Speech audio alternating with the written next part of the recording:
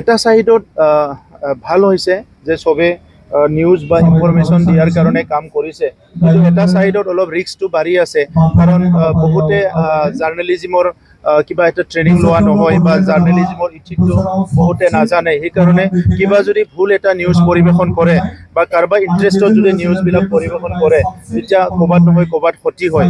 তো সেইকাৰণে আজি মোৰ এটাই আহ্বান হ'ব, যিয়ে নেকি নিউজ মিডিয়াত কাম কৰিব বিচাৰে তেখেতসকলে অলপ মিডিয়া ইথিক্সৰ ওপৰত, জাৰ্নেলিজমৰ ওপৰত অলপ যদি ট্ৰেইনিং লয়, অলপ যদি কোৰ্স লয় বা অলপ যদি অধ্যয়ন কৰে, তেতিয়া ভাল হ'ব বুলি মই আশা কৰোঁ। কাৰণ ভুল নিউজ এটা যদি প্ৰচাৰণ কৰে, তাত সমাজত বহুতখিনি বেয়া ইম্পেক্ট পৰে বা বিপথে পৰিচালনা হয়। আৰু ভাল নিউজ এটা যদি দিবলৈ পাৰে, সমাজৰ সকলো শ্ৰেণীৰ ৰাইজৰে বহুত লাভ হয়। তো সেইকাৰণে ট্ৰেইনিংটো বহুত অত্যন্ত দৰকাৰ বুলি মই ভাবোঁ। আৰু সেইকাৰণে আমি চৰকাৰৰ তৰফৰ পৰাও আমি চেষ্টা কৰি আছোঁ যে যিসকলে নিজকে জাৰ্নেলিষ্ট হিচাপে প্ৰতিষ্ঠা কৰিব বিচাৰিছে, সেইসকলক ট্ৰেইনিং দিয়াৰ কাৰণে আমিও 2 বছৰ আগৰ পৰা কিছুমান প্ৰগ্ৰাম কৰি আছোঁ আৰু অনাগত দিনতো কৰি যাম বুলি মই আশা ৰাখিছোঁ।